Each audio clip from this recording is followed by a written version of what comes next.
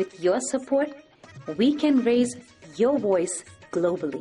उन्होंने पगड़ी issue no बिल्कुल मतलब कि फ्रांस से राष्ट्रपति के सामने लेके आया ही नहीं है. With your support, we can address those issues that no other media talks about. जो हाल अकालियां ने बादल क्या ने इन्हां ने सिੱਖੀ दिया ਤੇ बेड़ा गर्क ਕੀਤਾ है. With your support, we can bring you breaking news from around the world. It's about consulting our allies and having a dialogue. These lessons, as I stated, was learned while working with our coalition partners. With your support, we can educate and inform everyone about who Sikhs are and connect our youth to Sikhi.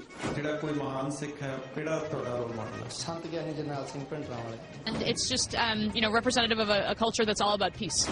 Support your TV channel and help us take your voices to everyone around the world for every human rights issue. United Sikhs ਜਥੇਬੰਦੀ ਨੇ French ਅਤੇ European courts ਦੇ ਨਾਲ-ਨਾਲ United Nations Human Rights Committee ਦਾ ਦਰਵਾਜ਼ਾ ਵੀ ਖੜਕਾਇਆ.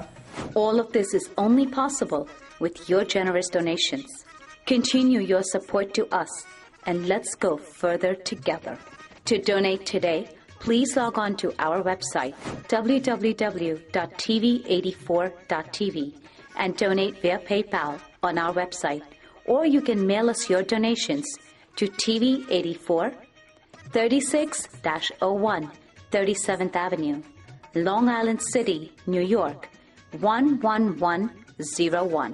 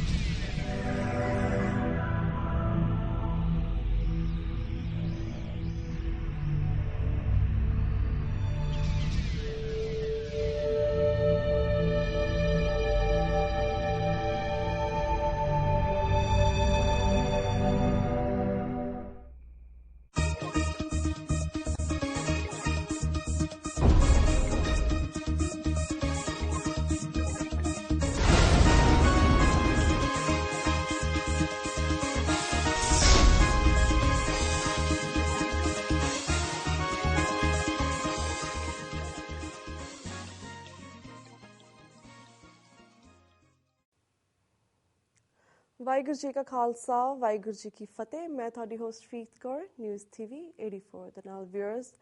ਕੁਝ ਵੀ ਪਹਿਲਾਂ ਅਸੀਂ TV 84 news show ਦੇ ਵਿੱਚ ਵੱਖ-ਵੱਖ ਸ਼ਖਸੀਅਤਾਂ ਦੇ ਨਾਲ ਪੀਲੀਭੀਤ ਵਿਖੇ ਫੇਕ ਐਨਕਾਊਂਟਰ ਵਿੱਚ ਮਾਰੇ ਗਏ 11 ਸਿੰਘਾਂ ਬਾਰੇ ਤੁਹਾਨੂੰ ਸਾਰਿਆਂ ਨੂੰ ਜਾਣਕਾਰੀ ਦਿੱਤੀ ਸੀ ਕਿ ਕਿਸ ਤਰ੍ਹਾਂ ਇਹ ਸਿੰਘ ਰਿਲੀਜੀਅਸ ਟੂਰ ਬੱਸ ਦੇ ਵਿੱਚ ਜਾ ਰਹੇ ਸਨ ਅਤੇ ਇਹਨਾਂ ਨੂੰ ਬੱਸ ਵਿੱਚੋਂ ਕੱਢ ਕੇ ਪੀਲੀਭੀਤ ਵਿਖੇ ਝੂਠੇ ਪੁਲਿਸ ਮੁਕਾਬਲੇ ਦੇ ਵਿੱਚ ਮਾਰਿਆ ਗਿਆ ਸੀ। ਇਹ ਕੇਸ 14-15 ਸਾਲ ਚੱਲਿਆ ਅਤੇ 2016 ਵਿੱਚ ਪਿਛਲੇ ਮਹੀਨੇ ਇਸ ਕੇਸ ਦੇ ਨਾਲ ਜੁੜੇ 47 ਪੁਲਿਸ ਆਫੀਸਰਸ ਨੂੰ ਲਾਈਫ ਇੰਪ੍ਰਿਜ਼ਨਮੈਂਟ ਅਤੇ ਫਾਈਨ ਲਗਾਇਆ ਗਿਆ ਸੀ।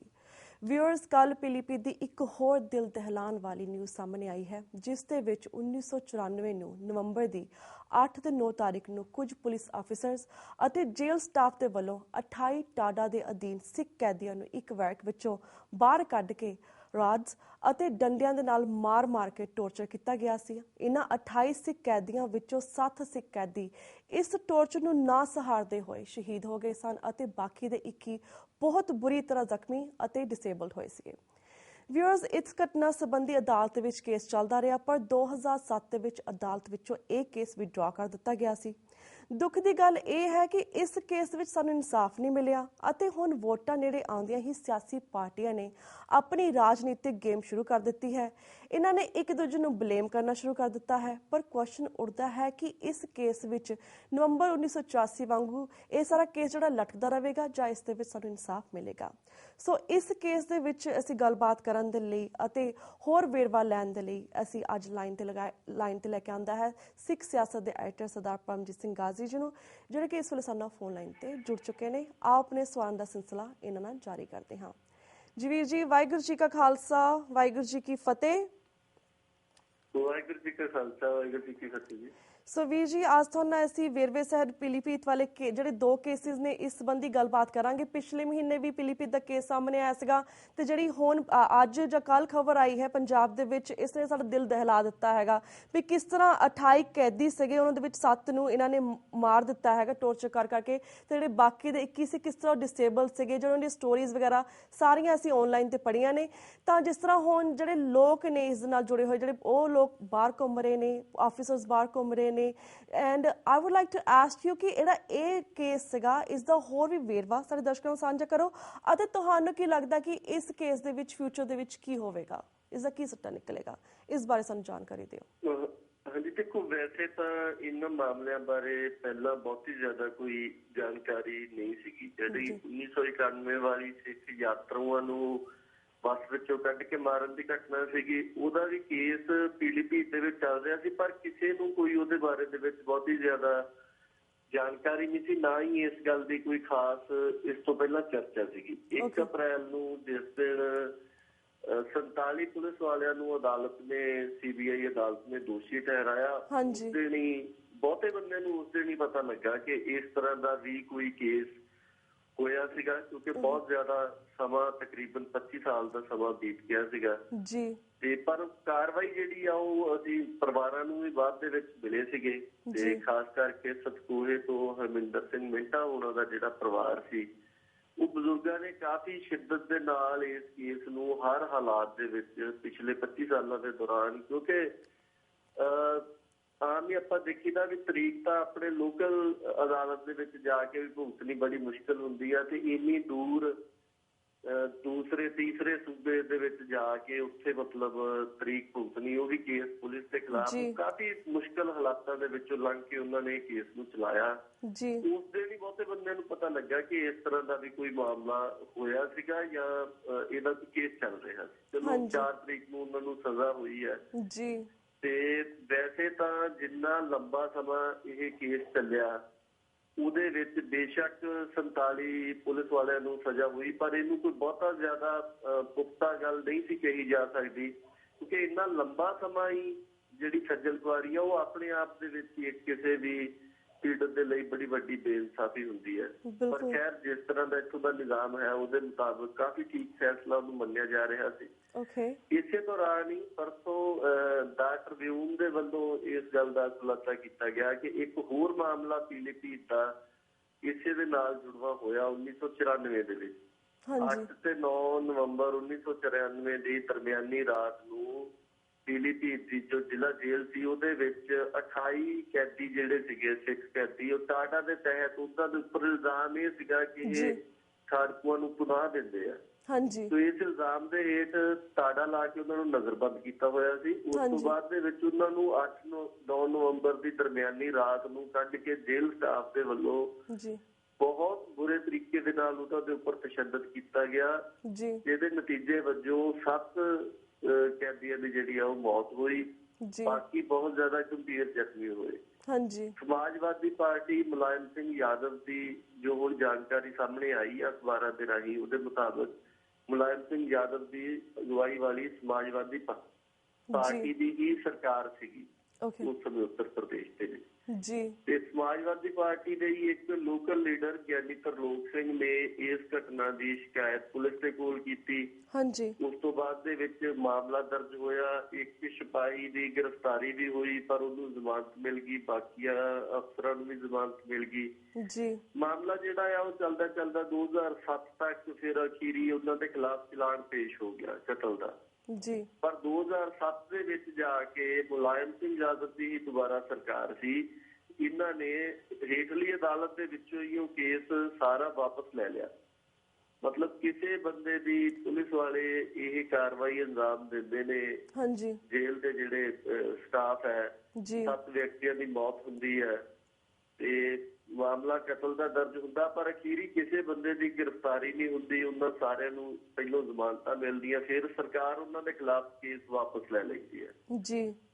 ਹੁਣ ਕਿਉਂਕਿ ਦਾ ਟ੍ਰਿਬਿਊਨ ਕਾਫੀ ਵੱਡਾ ਅਖਬਾਰ ਹੈ ਇੱਥੋਂ ਦਾ, ਉਹਦੇ ਵਿੱਚ ਇਹ ਗੱਲ ਆਉਣ ਤੋਂ ਬਾਅਦ ਔਰ ਖਾਸ ਕਰਕੇ ਜਦੋਂ ਇੱਕ ਮਾਹੌਲ ਇਸ ਤਰ੍ਹਾਂ ਦਾ ਬਣਿਆ ਹੋਇਆ ਸੀ ਪੀਲੀਭੀਤ ਮਾਮਲੇ ਦੇ ਵਿੱਚ, ਜਿਹੜਾ 1991 ਵਾਲਾ ਸੀ ਸਿੱਖ ਯਾਤਰੂ ਵਾਲਾ, ਉਹਦੇ ਚ ਸਜ਼ਾ ਹੋਣ ਤੋਂ ਬਾਅਦ ਇਸ ਗੱਲ ਦੇ ਉੱਪਰ ਕੁਝ ਥੋੜੀ ਬਹੁਤੀ ਚਰਚਾ ਸ਼ੁਰੂ ਹੋਈ ਹੈ। ਸ਼੍ਰੋਮਣੀ ਅਕਾਲੀ ਦਲ ਬਾਦਲ ਦੇ ਵੱਲੋਂ ਬੀਤੇ ਦਿਨੀ ਇਹ ਮਾਮਲਾ ਜਿਸ ਦਿਨ ਅਖਬਾਰ ਦੇ ਵਿੱਚ ਛਪਿਆ ਆ, ਉਸ ਦਿਨ ਅਨੰਦਪੁਰ ਸਾਹਿਬ ਤੋਂ MP ਪ੍ਰੋਫੈਸਰ ਪ੍ਰੇਮ ਸਿੰਘ ਚੰਦੂ ਮਾਜਰਾ, ਉਹਨਾਂ ਨੇ ਇਹ ਮਾਮਲਾ ਲੋਕ ਸਭਾ ਦੇ ਵਿੱਚ ਉਠਾਇਆ। ਉੱਥੇ ਮੁਲਾਇਮ ਸਿੰਘ ਯਾਦਵ ਨੇ ਉਹਦਾ 0 ਆਵਰ ਦੇ ਦੌਰਾਨ ਜਵਾਬ ਦਿੰਦਿਆਂ ਹੋਇਆ ਇੰਨੀ ਗੱਲ ਕਹਿ ਦਿੱਤੀ ਕਿ ਠੀਕ ਹੈ, ਇਸ ਮਾਮਲੇ ਦੇ ਵਿੱਚ ਜੋ ਵੀ ਹੋ ਸਕਦਾ ਹੋਇਆ ਅਸੀਂ ਕਰਾਂਗੇ। ਤੋ ਇਸ ਕਰਕੇ ਬਹੁਤਾ ਜ਼ਿਆਦਾ ਹਾਲ ਦੀ ਘੜੀ ਇਸ ਤਰ੍ਹਾਂ ਦੇ ਅਸਾਰ ਨਹੀਂ ਲੱਗਦੇ। ਠੀਕ ਹੈ, ਹੁਣ ਯੂਪੀ ਦੇ ਵਿੱਚ ਵੀ ਇਲੈਕਸ਼ਨ ਹੈ, ਪੰਜਾਬ ਦੇ ਵਿੱਚ ਵੀ ਇਲੈਕਸ਼ਨ ਹੈ, ਤੇ ਇਸ ਕਰਕੇ ਹੋ ਸਕਦਾ ਕਿ ਸਿਆਸੀ ਤੌਰ ਦੇ ਉੱਪਰ ਇਹ ਮਸਲਾ ਉੱਭਰੇ, ਪਰ ਕਿਸੇ ਤਰ੍ਹਾਂ ਦੀ ਵੀ ਪੁਖਤਾ ਕਾਰਵਾਈ ਇਹ ਹਾਲੀ ਦੇਖਣ ਵਾਲੀ ਗੱਲ ਹੈ, ਕਿਉਂਕਿ ਗਵਰਨਮੈਂਟ ਵੀ ਇੰਨੀ ਛੇਤੀ ਕਿਸੇ ਪ੍ਰੈਸ਼ਰ ਦੇ ਹੇਠ ਆ ਕੇ ਇਸ ਤਰ੍ਹਾਂ ਦਾ ਫੈਸਲਾ ਨਹੀਂ ਲੈਂਦੀ ਹੈ। ਇਹ ਮਾਮਲਾ ਜੇ ਕਹਿਣਾ ਹੋਵੇ ਕਿ ਇਹਦੇ ਬਾਰੇ ਦੇ ਵਿੱਚ ਤਾਂ ਮੈਂ ਇਹੀ ਗੱਲ ਕਹੂੰਗਾ ਕਿ ਇੱਕ ਤਾਂ ਇਹ ਗੱਲ ਉਜਾਗਰ ਕੀਤੀ ਹੈ ਕਿ ਬਹੁਤ ਸਾਰੇ ਇਸ ਤਰ੍ਹਾਂ ਦੇ ਹੋਰ ਮਾਮਲੇ ਹੋਣਗੇ ਜਿਹੜੇ ਦੱਬੇ ਰਹਿ ਗਏ। ਇਹਨਾਂ ਮਸਲਿਆਂ ਬਾਰੇ ਵੀ ਜਿਹੜੀ ਆਪਾਂ ਨੂੰ ਜਾਣਕਾਰੀ ਸੀਗੀ, ਘੱਟੋ ਘੱਟ ਸਾਨੂੰ ਤਾਂ ਕੋਈ ਜਾਣਕਾਰੀ ਨਹੀਂ ਸੀਗੀ ਕਿ ਇਸ ਤਰ੍ਹਾਂ ਦੇ ਵੀ ਕੋਈ ਮਾਮਲੇ ਵਾਪਰੇ ਸੀਗੇ।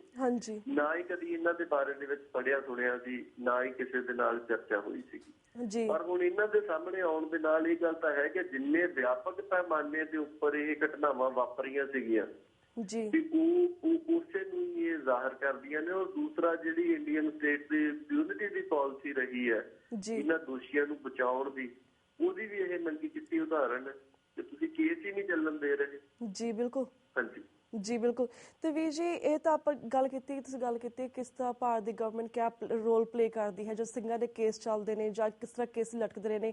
ਪਰ ਅਸੀਂ ਗੱਲ ਕਰਾਂਗੇ SGPC ਦੀ ਵੀ, ਬਿਕੋਜ਼ ਜਿਸ ਤੁਸੀਂ ਗੱਲ ਕੀਤੀ ਟ੍ਰਿਬਿਊਨ ਅਖਬਾਰ ਦੇ ਵਿੱਚ ਇੱਕ ਸਿੰਘ ਦੀ ਇੱਕ ਹੋਰ ਵੀ ਖਬਰ ਸੀ, ਕਿਸ ਤਰ੍ਹਾਂ ਉਹਨੇ ਉਹਦੇ ਭਰਾ ਨੂੰ ਇਹਨਾਂ 7 ਕੈਦੀਆਂ ਦੇ ਵਿੱਚ ਜਿਹੜੇ ਸੀਗੇ ਉਹਦੇ ਇੱਕ ਭਰਾ ਦੀ ਡੈਥ ਹੋਈ ਸੀਗੀ, ਕਿਸ ਤਰ੍ਹਾਂ ਉੱਤੇ ਤਸ਼ੱਦਦ ਕੀਤਾ ਗਿਆ ਸੀ, ਉਸ ਸਹਾਰਿਆਂ ਨੇ ਉਹਨੇ ਤਸ਼ੱਦਦ ਅਤੇ ਕਿਸ ਤਰ੍ਹਾਂ ਸ਼ਹੀਦੀ ਪ੍ਰਾਪਤ ਕੀਤੀ ਸੀਗੀ। ਪਰ ਜਿਸ ਤਰ੍ਹਾਂ SGPC ਦਾ ਰੋਲ ਵੀ ਇਸ ਸਾਰੇ ਸੰਬੰਧੀ ਬਹੁਤ ਨੈਗੇਟਿਵ ਰਿਹਾ ਹੈਗਾ, ਕਿਉਂਕਿ ਉਹਨੇ ਦੱਸਿਆ ਕਿਸ ਤਰ੍ਹਾਂ ਉਹਨੇ SGPC ਤੱਕ ਜਾਂ ਫਿਰ ਮੱਕੜ ਸਾਹਿਬ ਤੱਕ ਉਹਨੇ ਆਪਣੀ ਪਹੁੰਚ ਕੀਤੀ ਐਂਡ ਗੱਲ ਹੋਈ ਸੀ ਕਿ ਇਹਨਾਂ ਨੂੰ ਜੌਬਸ ਦਿੱਤੀਆਂ ਜਾਣਗੀਆਂ, ਮੁਆਵਜ਼ਾ ਦਿੱਤਾ ਜਾਏਗਾ, ਪਰ ਕੋਈ ਵੀ ਗੱਲ ਨਹੀਂ ਹੋਈ। ਇਸ ਸਭ ਨੂੰ ਤੁਸੀਂ ਕਿਵੇਂ ਵੇਖਦੇ ਹੋ? ਦੇਖੋ, ਇਹਨਾਂ ਪਰਿਵਾਰਾਂ ਦੇ ਨਾਲ ਤਾਂ ਸਾਡੀ ਕਿਉਂਕਿ ਮਸਲਾ ਜੇ ਹੁਣ 1-2 ਦਿਨ ਹੀ ਆਇਆ ਤੇ ਅਸੀਂ ਕਿਸੇ ਨਾਲ ਗੱਲਬਾਤ ਇਸ ਮਾਮਲੇ 'ਚ ਤਾਂ ਨਹੀਂ ਕਰ ਸਕੇ। ਪਰ ਜਿਹੜਾ ਪੀਲੀਭੀਤ ਯਾਤਰੂਆਂ ਵਾਲਾ ਮਾਮਲਾ ਸੀਗਾ, ਜਿਹੜਾ ਸਿੱਖ ਯਾਤਰੂਆਂ ਨੂੰ ਕਤਲ ਕੀਤਾ ਗਿਆ ਸੀ ਬੱਸ ਤੋਂ ਲਾ ਕੇ, ਉਸ ਮਾਮਲੇ ਦੇ ਵਿੱਚ ਅਸੀਂ ਪਰਿਵਾਰਾਂ ਨੂੰ ਬੀਤੇ ਦਿਨਾਂ ਦੌਰਾਨ ਮਿਲੇ ਸੀ ਔਰ ਉਹਨਾਂ ਦੀ ਜੋ ਗੱਲਬਾਤ ਹੈ ਉਹਨੂੰ ਅਸੀਂ ਇੱਕ ਦਸਤਾਵੇਜ਼ੀ ਦਾ ਰੂਪ ਵੀ ਦੇ ਰਹੇ ਹਾਂ। ਆਉਂਦੇ ਦਿਨਾਂ ਦੇ ਵਿੱਚ ਉਹ ਵੀ ਨਸ਼ਰ ਕਰਾਂਗੇ। ਉਹਨਾਂ ਨੇ ਇਹ ਗੱਲ ਬਹੁਤ ਖੁੱਲੇ ਰੂਪ ਦੇ ਵਿੱਚ ਕਹੀ ਹੈ ਕਿ ਬਿਲਕੁਲ ਪੰਜਾਬ ਸਰਕਾਰ ਦੇ ਵੱਲੋਂ, ਸ਼੍ਰੋਮਣੀ ਅਕਾਲੀ ਦਲ ਬਾਦਲ ਦੇ ਵੱਲੋਂ ਜਾਂ ਸ਼੍ਰੋਮਣੀ ਗੁਰਦੁਆਰਾ ਪ੍ਰਬੰਧਕ ਕਮੇਟੀ ਦੇ ਵੱਲੋਂ ਕਿਸੇ ਤਰ੍ਹਾਂ ਦੀ ਕੋਈ ਵੀ ਮਦਦ ਜਿਹੜੀ ਹੈ ਉਹ ਨਹੀਂ ਕੀਤੀ ਗਈ। ਇੱਥੋਂ ਤੱਕ ਵੀ ਉਹ ਕਹਿੰਦੇ ਵੀ ਹੁਣ 4 ਤਰੀਕ ਨੂੰ ਜਿਸ ਦਿਨ ਦਾ ਫੈਸਲਾ ਆਇਆ, ਪੂਰੀ ਦੁਨੀਆ ਦੇ ਵਿੱਚ ਇਸ ਗੱਲ ਦੀ ਚਰਚਾ ਹੋ ਰਹੀ ਹੈ ਤੇ ਹੁਣ ਵੀ ਹਾਲ ਜਿਸ ਦਿਨ ਅਸੀਂ ਮਿਲ ਕੇ ਆਏ, ਉਹਨਾਂ ਨੂੰ ਕਹਿੰਦੇ ਅਜੇ ਤੱਕ ਵੀ ਸਾਡੇ ਕੋਲ ਕੋਈ ਸ਼੍ਰੋਮਣੀ ਕਮੇਟੀ ਦਾ ਨੁਮਾਇੰਦਾ ਜਾਂ ਕਿਸੇ ਨੇ ਪਹੁੰਚ ਨਹੀਂ ਕੀਤੀ, ਕੋਈ ਮਦਦ ਕਰਨੀ ਤਾਂ ਦੂਰ ਦੀ ਗੱਲ, ਕਿਸੇ ਨੇ ਇਹ ਵੀ ਆ ਕੇ ਨਹੀਂ ਪੁੱਛਿਆ ਕਿ ਤੁਹਾਡੇ ਨਾਲ ਵਾਪਰਿਆ ਕੀ ਸੀਗਾ। ਇਸੇ ਤਰ੍ਹਾਂ ਮੈਨੂੰ ਲੱਗਦਾ ਕਿ ਇਹਨਾਂ ਪਰਿਵਾਰਾਂ ਦੇ ਨਾਲ ਵੀ, ਔਰ ਆਪਾਂ ਚਲੋ ਇਹ ਤਾਂ ਯੂਪੀ ਦੇ ਵਿੱਚ ਵਾਪਰਿਆ, ਪੰਜਾਬ ਦੇ ਵਿੱਚ ਦੇਖੋ ਕਿੰਨਾ ਕੁਝ ਵਾਪਰਿਆ ਆ। ਉਹਨਾਂ ਮਾਮਲਿਆਂ ਦੇ ਵਿੱਚ ਕੋਈ ਕਿਸੇ ਤਰ੍ਹਾਂ ਦਾ ਵੀ ਇਨੀਸ਼ੀਏਟਿਵ ਸ਼੍ਰੋਮਣੀ ਗੁਰਦੁਆਰਾ ਪ੍ਰਬੰਧਕ ਕਮੇਟੀ ਨੇ, ਹਾਂ ਕੁਝ ਇੱਕ ਟੁੱਟਵੇਂ ਮਾਮਲਿਆਂ ਦੇ ਵਿੱਚ ਨਿੱਜੀ ਰੂਪ ਦੇ ਵਿੱਚ ਜ਼ਰੂਰ ਹੁੰਦਾ ਰਿਹਾ ਆ। ਜਿਸ ਤਰ੍ਹਾਂ ਸਰਦਾਰ ਜਸਵੰਤ ਸਿੰਘ ਖਾਲੜਾ ਉਹਨਾਂ ਨੂੰ ਜਦੋਂ ਪੁਲਿਸ ਦੇ ਵੱਲੋਂ ਚੁੱਕਿਆ ਗਿਆ ਤਾਂ ਉਹ ਸਾਨੂੰ ਜਾਣਕਾਰੀ ਹੈ, ਉਹਨਾਂ ਦਾ ਪਰਿਵਾਰ ਵੀ ਇਹ ਗੱਲ ਦੱਸਦਾ, ਉਹਦੀ ਜਿਹੜੀ ਰਿਟ ਪਟੀਸ਼ਨ ਆ ਉਹ ਗੁਰਜੰਟ ਸਿੰਘ ਟੌੜਾ ਜੋ ਸ਼੍ਰੋਮਣੀ ਕਮੇਟੀ ਦੇ ਉਸ ਸਮੇਂ ਪ੍ਰਧਾਨ ਸੀ, ਉਹਨਾਂ ਨੇ ਜਸਟਿਸ ਕੁਲਦੀਪ ਸਿੰਘ ਨੂੰ ਟੈਲੀਗ੍ਰਾਮ ਕੀਤੀ ਸੀ, ਜਿਸ ਨੂੰ ਬਾਅਦ ਦੇ ਵਿੱਚ ਰਿਟ ਪਟੀਸ਼ਨ ਦੇ ਰੂਪ ਦੇ ਵਿੱਚ ਉਹਨਾਂ ਨੇ ਸੁਪਰੀਮ ਕੋਰਟ ਨੇ ਮਨਜ਼ੂਰ ਕਰ ਲਿਆ ਸੀਗਾ।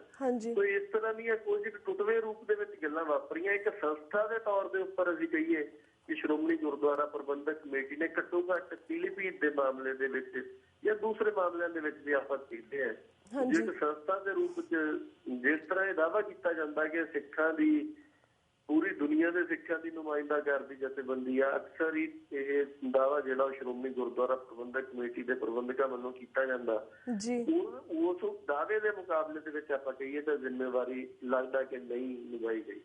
ਬਿਲਕੁਲ ਬਿਲਕੁਲ ਵੀਰ ਜੀ। ਤੇ ਵੀਰ ਜੀ, ਜਿਸ ਤਰ੍ਹਾਂ ਹੁਣ ਅਸੀਂ SGPC ਦਾ ਰੋਲ ਵੀ ਦੇਖਿਆ, ਪਰ ਅਸੀਂ ਪੰਜਾਬ ਸਰਕਾਰ ਦਾ ਰੋਲ ਵੀ ਦੇਖਣਾ ਚਾਹੁੰਦੇ ਇਸ ਕੇਸ ਦੇ ਵਿੱਚ। ਜਿਸ ਤਰ੍ਹਾਂ ਅਕਾਲੀ ਲੀਡਰ ਨੇ ਹੁਣ ਕਿਸ ਤਰ੍ਹਾਂ ਪੀਲੀਭੀਤ ਕੇਸ ਵਾਲੇ ਕਹਿ ਰਹੇ ਨੇ ਕਿ ਇਨਸਾਫ ਮਿਲਣਾ ਚਾਹੀਦਾ ਹੈ, ਕੇਸ ਨੂੰ ਦੁਬਾਰਾ ਰੀਓਪਨ ਕਰਨਾ ਚਾਹੀਦਾ, ਵਿਡਰਾ ਕਿਉਂ ਕੀਤਾ ਗਿਆ? ਬਿਕੋਜ਼ ਤੁਹਾਨੂੰ ਪਤਾ ਕਿ ਵੋਟਾਂ ਦੀ ਰਾਜਨੀਤਿਕ ਹੋ ਰਹੀ ਹੈ ਇਸ ਵੇਲੇ, ਵੋਟਾਂ 'ਚ ਆਉਣ ਵਾਲੀਆਂ ਨੇ। ਕਿਸ ਤਰ੍ਹਾਂ ਇਹ ਲੋਕ ਧਰਮ ਦੇ ਨਾਮ ਤੇ ਜਾਂ ਫਿਰ ਇਸ ਤਰ੍ਹਾਂ ਦੇ ਕੇਸਿਸ ਦੇ ਨਾਮ ਤੇ ਕਿਸ ਤਰ੍ਹਾਂ ਰਾਜਨੀਤੀ ਕਰਦੇ? ਕਦੇ 1984 ਦੇ ਜਿਹੜੇ ਨਸਲਕੁਸ਼ੀ ਉਸ ਨੂੰ ਖੋਲ ਕੇ ਬੈਠ ਜਾਂਦੇ ਨੇ ਆਪਣੀਆਂ ਵੋਟਾਂ ਸੇਕਣ ਦੇ ਲਈ, ਜਾਂ ਫਿਰ ਇਸ ਤਰ੍ਹਾਂ ਦੇ ਕੇਸਿਸ ਨੂੰ ਖੋਲ ਕੇ ਬੈਠ ਜਾਂਦੇ ਨੇ। ਪਰ ਜਿਸ ਤਰ੍ਹਾਂ ਕਿ ਦੇਖਿਆ ਜਾਵੇ, ਅਕਾਲੀ ਲੀਡਰ ਹੁਣ ਪੀਲੀਭੀਤ ਦੇ ਕੇਸ ਦੇ ਉੱਪਰ ਗੱਲਬਾਤ ਕਰਦੇ ਨੇ, ਪਰ ਜੋ ਪੰਜਾਬ ਦੇ ਵਿੱਚ ਪਿਛਲੇ ਮਹੀਨੇ ਦੇ ਵਿੱਚ ਵਾਪਰਿਆ ਉਸ ਬਾਰੇ ਇਹਨਾਂ ਨੇ ਕੋਈ ਐਕਸ਼ਨ ਲਿੱਤਾ? ਜਿਸ ਤਰ੍ਹਾਂ ਗੁਰੂ ਗ੍ਰੰਥ ਸਾਹਿਬ ਜੀ ਦੀ ਬੇਅਦਬੀ ਹੁੰਦੀ ਹੈ, ਕਿਸ ਤਰ੍ਹਾਂ 2 ਸਿੰਘ ਮਾਰੇ ਜਾਂਦੇ ਨੇ, ਜਾਂ ਜਸਟਿਸ ਕਮਿਸ਼ਨ ਬਿਠਾਇਆ ਜਾਂਦਾ ਹੈ ਉਸ ਤੇ ਕੋਈ ਲੀਗਲ ਪ੍ਰੋਸੈਸ ਨਹੀਂ ਕੀਤਾ ਜਾਂਦਾ, ਜਾਂ ਫਿਰ ਜੋਰਾ ਸਿੰਘ ਕਮਿਸ਼ਨ ਬਿਠਾਇਆ ਕੀਤਾ ਜਾਂਦਾ ਹੈ ਉਸ ਦੀ ਕੋਈ ਸਮਝ ਸਾਨੂੰ ਆ ਨਹੀਂ ਰਹੀ, ਸਾਹਮਣੇ ਕੁਝ ਬਾਹਰ ਨਹੀਂ ਆ ਰਿਹਾ। ਸੋ ਓਵਰਆਲ ਅਕਾਲੀ ਲੀਡਰਾਂ ਦਾ ਜਿਹੜੀਆਂ ਪਾਰਟੀਆਂ ਇਸ ਵੇਲੇ ਖੜੀਆਂ ਹੋਈਆਂ ਨੇ ਵੋਟਾਂ ਦੀ ਆਪਣੇ ਸੇਕ ਰਹੀਆਂ ਨੇ, ਇਸ ਸਭ ਨੂੰ ਤੁਸੀਂ ਕਿਵੇਂ ਵੇਖਦੇ ਹੋ? ਕੀ ਕਹਿਣਾ ਚਾਹੋਗੇ ਇਸ ਬਾਰੇ? ਦੇਖੋ, ਇਹ ਤਾਂ ਸਪਸ਼ਟ ਹੀ ਹੈ ਜੀ ਕਿ ਉਹਨਾਂ ਮਾਮਲਿਆਂ ਦੇ ਵਿੱਚ ਤਾਂ ਇਹ ਕਹਿ ਰਹੇ ਆ ਕਿ ਜਾਂਚ ਕੀਤੀ ਜਾਵੇ। ਜਿਹੜੀਆਂ ਜਾਂਚਾਂ ਇਹਨਾਂ ਨੇ ਆਪ ਬੰਦ ਕਰਵਾਈਆਂ ਨੇ ਉਹਨਾਂ ਦਾ ਕੀ ਕਰਨਗੇ? ਮਤਲਬ ਬਹੁਤ ਸਾਰੇ ਮਾਮਲੇ ਇਸ ਤਰ੍ਹਾਂ ਦੇ ਹੈਗੇ ਨੇ। ਜੇ ਤੁਸੀਂ ਜ਼ਿਕਰ ਹੋਣ ਦੇ ਮਾਮਲਿਆਂ ਦਾ ਕੀਤਾ, ਬਹੁਤ ਪੁਰਾਣੇ ਮਾਮਲੇ ਵੀ ਇਹਨਾਂ ਦੇ ਚੱਲੇ ਆਉਂਦੇ ਆ। ਸੁਮੇਧ ਸੈਣੀ ਦੇ ਖਿਲਾਫ ਹਾਈ ਕੋਰਟ ਦੇ ਵੱਲੋਂ FIR ਦਰਜ ਕਰਨ ਦੇ ਆਰਡਰ ਕਰਦੇ ਨੇ ਜਸਟਿਸ ਮਹਿਤਾਬ ਸਿੰਘ ਗਿੱਲ, ਪ੍ਰੋਫੈਸਰ ਭੁੱਲਰ ਦੇ ਫਾਦਰ ਤੇ ਉਹਨਾਂ ਦੇ ਮਾਸਟਰ ਨੂੰ ਮਾਰਨ ਦੇ ਮਾਮਲੇ ਦੇ ਵਿੱਚ। ਉਹਦੇ ਖਿਲਾਫ ਪੰਜਾਬ ਗਵਰਨਮੈਂਟ ਸੁਪਰੀਮ ਕੋਰਟ ਦੇ ਵਿੱਚ ਅਪਰੋਚ ਕਰਦੀ ਆ ਔਰ ਉੱਥੇ ਜਾ ਕੇ ਕਹਿੰਦੀ ਆ ਕਿ ਇਹ ਇੱਕ ਡੈਕੋਰੇਟਡ ਆਫਿਸਰ ਨੂੰ ਹਰਾਸ ਕਰਨ ਦੀ ਕੋਸ਼ਿਸ਼ ਹੈ, ਇਹਨੂੰ ਬੰਦ ਕੀਤਾ ਜਾਵੇ। ਉੱਥੋਂ ਜਾ ਕੇ ਇਹ ਸਾਰਾ ਉਹਦੇ ਖਿਲਾਫ ਫੈਸਲਾ ਲੈ ਕੇ ਆਉਂਦੇ ਨੇ, ਕਿੰਨੇ ਪੈਸੇ ਖਰਚ ਕਰਕੇ ਸਾਰਾ ਕੁਝ ਕਰਕੇ, ਔਰ ਕਿੰਨੇ ਹੋਰ ਇਸ ਤਰ੍ਹਾਂ ਦੇ ਮਾਮਲਿਆਂ ਦੇ ਦੋਸ਼ੀਆਂ ਨੂੰ ਇਹ ਸੁਪਰੀਮ ਕੋਰਟ ਦੇ ਵਿੱਚ ਪੰਜਾਬ ਗਵਰਨਮੈਂਟ ਆਪਣੇ ਖਰਚੇ ਦੇ ਉੱਪਰ ਡਿਫੈਂਡ ਕਰਦੀ ਰਹੀ ਹੈ ਜੀ। ਔਰ ਕਿਸੇ ਤਰ੍ਹਾਂ ਦੀ ਕੋਈ ਜਾਂਚ ਜਾਂ ਕੁਝ ਵੀ ਜੋ ਕਿਹਾ ਗਿਆ ਸੀਗਾ ਇਹਨਾਂ ਦੇ ਵੱਲੋਂ ਕਿ ਅਸੀਂ ਕਰਵਾਵਾਂਗੇ ਮਨੁੱਖੀ ਹੱਕਾਂ ਦੇ ਘਾਣ ਦੇ ਮਾਮਲਿਆਂ ਦੇ ਬਾਰੇ ਕਦੇ ਕੋਈ ਚਰਚਾ ਨਹੀਂ ਹੋਈ, ਕਦੇ ਇਸ ਮਾਮਲੇ ਦੇ ਉੱਪਰ ਗੱਲ ਨਹੀਂ ਕੀਤੀ ਗਈ। ਔਰ ਹੁਣ ਦੇ ਮਾਮਲਿਆਂ ਦੇ ਬਾਰੇ ਦੇ ਵਿੱਚ ਆਪਾਂ ਦੇਖਦੇ ਹਾਂ, ਬਿਲਕੁਲ ਆਪਣੇ ਸਾਹਮਣੇ ਹੈ, ਚਾਹੇ ਬਾਦਲ ਕਲਾਂ ਦੀ ਗੱਲ ਹੋਵੇ ਜਾਂ ਬਹੁਤ ਸਾਰੇ ਇਸ ਤਰ੍ਹਾਂ ਦੇ ਮਾਮਲੇ ਨੇ।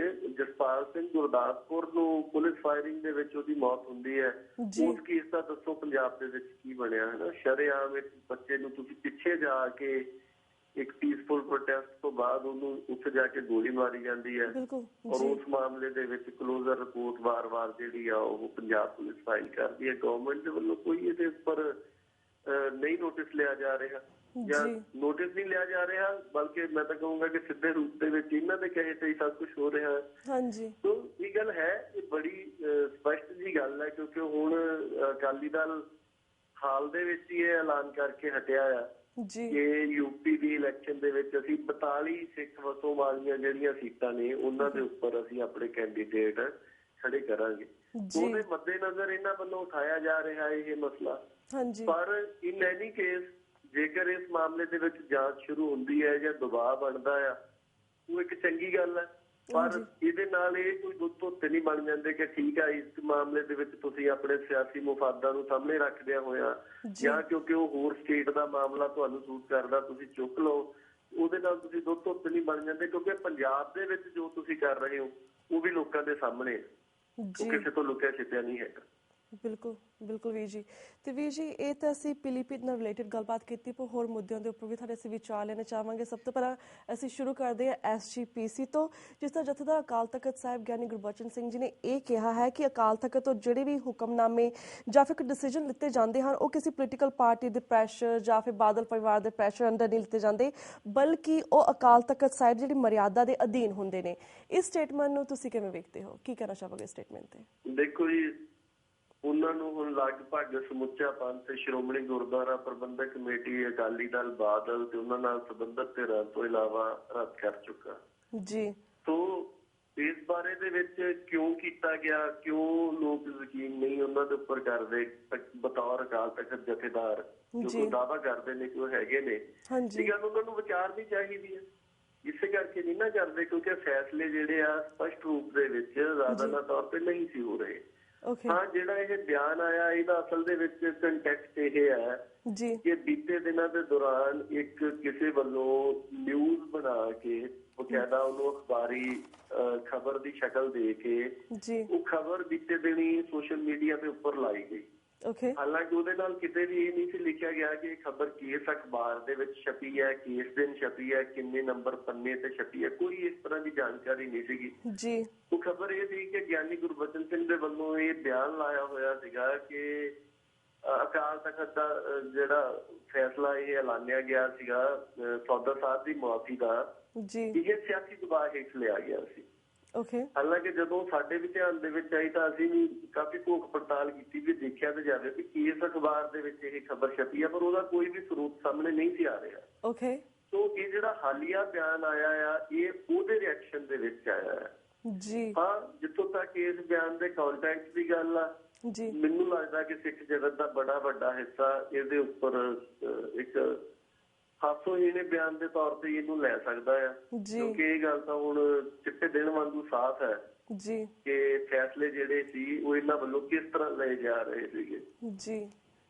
ਇਹਦੇ ਵਿੱਚ ਕੋਈ ਦੋ ਰਾਏ ਨਹੀਂ ਹੈਗੀ ਕਿ ਬਿਲਕੁਲ ਸਪਸ਼ਟ ਸਿਆਸੀ ਦਬਾਅ ਦੇ ਹੇਠ ਲਏ ਜਾ ਰਹੇ ਸੀ, ਕਹਿਣ ਚਾਹੇ ਕੁਛ ਵੀ ਕਹੀ ਜਾਣ। ਬਿਲਕੁਲ।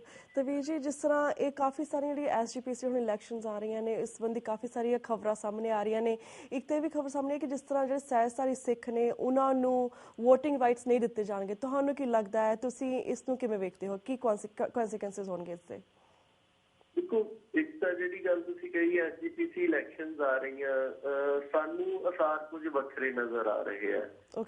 ਕਿਉਂਕਿ ਹੁਣ ਸ਼੍ਰੋਮਣੀ ਕਮੇਟੀ ਦਾ ਜਿਹੜਾ ਮੌਜੂਦਾ ਹਾਊਸ ਚੁਣਿਆ ਗਿਆ ਸੀਗਾ 2011 ਦੇ ਵਿੱਚ, ਉਹ ਕਦੀ ਵੀ ਨੋਟੀਫਾਈ ਨਹੀਂ ਸੀ ਹੋਇਆ। ਮਾਮਲਾ ਸੁਪਰੀਮ ਕੋਰਟ ਦੇ ਵਿੱਚ ਚਲਿਆ ਗਿਆ, ਲਮਕਦਾ ਰਿਹਾ। ਉਹ ਜਿਸ ਕਾਨੂੰਨੀ ਨੁਕਤੇ ਦੇ ਉੱਪਰ ਉਹ ਇਲੈਕਸ਼ਨ ਚੈਲੰਜ ਕੀਤੀ ਗਈ ਸੀ, ਉਹਨੂੰ ਬੈਕ ਡੇਟ ਦੇ ਵਿੱਚ ਹੁਣ ਜਿਹੜੀ ਸੋਧ ਹੋਈ ਹੈ, ਜਿਹਨੂੰ ਆਮ ਭਾਸ਼ਾ ਦੇ ਵਿੱਚ ਆਪਾਂ ਇਹ ਸਹਿਜਧਾਰੀ ਸੋਧ ਬਿੱਲ ਕਹਿ ਲੈਂਦੇ ਆ, ਗੁਰਦੁਆਰਾ ਐਕਟ ਦੇ ਵਿੱਚ ਜਿਹੜੀ ਅਮੈਂਡਮੈਂਟ ਹੋਈ ਆ, ਉਹਨੇ ਉਸ ਬੈਕ ਡੇਟ 2003 ਦੀ ਤੋਂ ਉਹਨੂੰ ਵੈਲੀਡੇਟ ਕਰ ਦਿੱਤਾ ਉਸ ਪੁਆਇੰਟ ਤੋਂ ਕਿ ਉਹ ਜਿਹੜਾ ਜਿਸ ਮਸਲੇ ਦੇ ਉੱਪਰ ਉਹ ਇਲੈਕਸ਼ਨ ਚੈਲੰਜ ਕੀਤੀ ਗਈ ਸੀ, ਚੋਣ ਨੂੰ ਚੁਣੌਤੀ ਦਿੱਤੀ ਗਈ ਸੀ, ਉਹ ਮਸਲਾ ਖਤਮ ਹੋ ਗਿਆ। ਤੋਂ ਅਸਾਰ ਹੁਣ ਜ਼ਿਆਦਾ ਜਿਹੜੇ ਨੇ ਉਹ ਇਹ ਨੇ ਕਿ 2011 ਵਾਲੀ ਜਿਹੜੀ ਚੋਣ ਆ ਉਹ ਨੋਟੀਫਾਈ ਹੋਊਗੀ ਔਰ ਉਹ ਹਾਊਸ ਜਿਹੜਾ ਆ ਉਹ 5 ਸਾਲ ਚੱਲੂਗਾ। ਜ਼ਿਆਦਾ ਅਸਾਰ ਇਹ ਨੇ, ਲੱਗਦਾ ਨਹੀਂ ਕਿ ਹੁਣ ਛੇਤੀ ਸ਼੍ਰੋਮਣੀ ਗੁਰਦੁਆਰਾ ਪ੍ਰਬੰਧਕ ਕਮੇਟੀ ਦੀ ਜਿਹੜੀ ਇਲੈਕਸ਼ਨ ਹੈ ਉਹ ਹੋਊਗੀ। ਦੂਸਰੀ ਗੱਲ ਕਿ ਜਿੱਥੋਂ ਤੱਕ ਸਹਿਜਧਾਰੀ ਵੋਟ ਵਾਲਾ ਮਾਮਲਾ ਆ, ਦੇਖੋ ਅਸੀਂ ਕਾਫੀ ਸਿੱਖ ਜਥੇਬੰਦੀਆਂ ਦੇ ਨਾਲ ਵੀ ਇਸ ਬਾਰੇ ਦੇ ਵਿੱਚ ਗੱਲ ਕੀਤੀ ਹੈ ਔਰ ਇਹਨੂੰ ਘੋਖਿਆ ਪੜਤਾਲਿਆ ਵੀ ਹੈ। ਕਾਫੀ ਲੰਬੇ ਸਮੇਂ ਤੋਂ ਸਿੱਖ ਧਿਰਾਂ ਦੀ ਇਹ ਮੰਗ ਸੀਗੀ ਕਿ ਇਹ ਜਿਹੜੇ ਇਹ ਵਾਲੀ ਸੋਚ ਜਿਹੜੀ ਹੈ ਹੋਣੀ ਚਾਹੀਦੀ ਹੈ। ਜਿਹੜੇ ਵਿਅਕਤੀ ਸਿੱਖੀ ਦੀ ਪ੍ਰੈਕਟਿਸ ਨਹੀਂ ਕਰ ਰਹੇ ਉਹਨਾਂ ਨੂੰ ਸ਼੍ਰੋਮਣੀ ਗੁਰਦੁਆਰਾ ਪ੍ਰਬੰਧਕ ਕਮੇਟੀ ਦੇ ਵਿੱਚ ਵੋਟ ਪਾਉਣ ਦਾ ਹੱਕ ਨਹੀਂ ਹੋਣਾ ਚਾਹੀਦਾ, ਕਿਉਂਕਿ ਇਸ ਦੇ ਨਾਲ ਗੈਰ ਸਿੱਖਾਂ ਨੂੰ ਕਾਫੀ ਜ਼ਿਆਦਾ ਰਾਹ ਜਿਹੜਾ ਆ ਉਹ ਖੁੱਲ ਰਿਹਾ ਸੀਗਾ ਸ਼੍ਰੋਮਣੀ ਗੁਰਦੁਆਰਾ ਪ੍ਰਬੰਧਕ ਕਮੇਟੀ ਦੀ ਚੋਣ ਦੇ ਵਿੱਚ ਵੋਟ ਪਾਉਣ ਦਾ। ਸੋ ਇਸ ਤਰੀਕੇ ਦੇ ਨਾਲ ਜਿੰਨੀਆਂ ਧਿਰਾਂ ਨਾਲ ਵੀ ਸਾਡੀ ਗੱਲ ਹੋਈ ਹੈ, ਤਕਰੀਬਨ ਸਾਰੇ ਇਸ ਗੱਲ ਦੇ ਉੱਪਰ ਸਹਿਮਤ ਨੇ ਕਿ ਇਹ ਇੱਕ ਸਹੀ ਕਦਮ ਜਿਹੜਾ ਆ ਉਹ ਚੁੱਕਿਆ ਗਿਆ। ਹਾਂ, ਕਿਉਂਕਿ ਭਾਰਤੀ ਜਨਤਾ ਪਾਰਟੀ ਜਾਂ ਹਿੰਦੂਤਾ ਦੀ ਲੌਬੀ ਜਿਹੜੀ ਆ ਇਹ ਸਹਿਜਧਾਰੀ ਵੋਟ ਦੇ ਹੱਕ ਦੇ ਵਿੱਚ ਰਹੇ ਨੇ, ਕਿਉਂਕਿ ਇਹਨਾਂ ਦਾ ਹਮੇਸ਼ਾ ਹੀ ਗੈਰ ਸਿੱਖਾਂ ਦੇ ਰਾਹੀਂ ਇਹਨਾਂ ਸੰਸਥਾਵਾਂ ਦੇ ਵਿੱਚ ਦਖਲ ਦੇਣ ਦਾ ਮਸਲਾ ਰਿਹਾ ਆ। ਤੋਂ ਇਹਨਾਂ ਦੇ ਵੱਲੋਂ ਕਿਉਂਕਿ ਇਹ ਕਦਮ ਚੁੱਕਿਆ ਗਿਆ ਆ, ਇਹਨਾਂ ਵੱਲੋਂ ਇਹ ਸੋਧ ਬਿੱਲ ਲਿਆ ਕੇ ਸਾਰੀ ਅਮੈਂਡਮੈਂਟ ਕੀਤੀ ਗਈ ਹੈ, ਇਸ ਕਰਕੇ ਥੋੜਾ ਹੈਰਾਨੀ ਕਰਨ ਵਾਲਾ ਜ਼ਰੂਰ ਲੱਗਦਾ ਆ, ਪਰ ਤਕਰੀਬਨ ਹੋਇਆ ਇਹ ਇੱਕ ਸਹੀ ਕਦਮ ਹੈ। ਵੈਲ ਵੀਰ ਜੀ, ਥੈਂਕ ਯੂ ਸੋ ਮਚ ਕਿ ਤੁਸੀਂ ਆਪਣਾ ਟਾਈਮ ਕੱਢ ਕੇ ਜਿਹੜੇ ਇਹ ਪੀਲੀਭੀਤ ਦਾ ਜਿਹੜਾ ਹੈਗਾ ਸੀ ਕੇਸ ਸੀਗਾ ਇਸ ਬਾਰੇ ਸਾਨੂੰ ਵੇਰਵਾ ਦਿੱਤਾ, ਜਾਣਕਾਰੀ ਦਿੱਤੀ। ਐਂਡ ਆਲਸੋ ਜਿਹੜਾ SGPC ਇਲੈਕਸ਼ਨ ਸੀਗਾ ਜਾਂ ਸਹਿਜਧਾਰੀ ਸਿੱਖਾਂ ਦੀ ਪ੍ਰੋਬਲਮ ਸੀਗੀ, ਇਸ ਬਾਰੇ ਵੀ ਸਾਨੂੰ ਵੇਰਵਾ ਸਾਡੇ ਦਰਸ਼ਕਾਂ ਨਾਲ ਸਾਂਝਾ ਕੀਤਾ। ਹੁਣ ਸਾਡਾ ਵਕਤ ਸਮਾਪਤੀ ਵੱਲ ਜਾ ਰਿਹਾ, ਹੋਰ ਕੁਐਸਚਨ ਲਈ ਟਾਈਮ ਇਜਾਜ਼ਤ ਨਹੀਂ ਦੇ ਰਿਹਾ। ਮੈਂ ਤੁਹਾਡੇ ਕੋਲ ਇੱਥੇ ਇਜਾਜ਼ਤ ਲੈਂਦੀ ਹਾਂ। ਵਾਹਿਗੁਰੂ ਜੀ ਕਾ ਖਾਲਸਾ, ਵਾਹਿਗੁਰੂ ਜੀ ਕੀ ਫਤਿਹ। ਵਿਊਅਰਸ, ਮੈਂ ਤੁਹਾਡੇ ਕੋਲ ਇੱਥੇ ਇਜਾਜ਼ਤ ਲੈਂਦੀ ਹਾਂ। ਕੱਲ੍ਹ ਨੂੰ ਮਿਲਾਂਗੇ ਸੇਮ ਟਾਈਮ ਸੇਮ ਸ਼ੋਅ ਤੇ। ਤਦ ਤੱਕ ਲਈ ਵਾਹਿਗੁਰੂ ਜੀ ਕਾ ਖਾਲਸਾ, ਵਾਹਿਗੁਰੂ ਜੀ ਕੀ ਫਤਿਹ।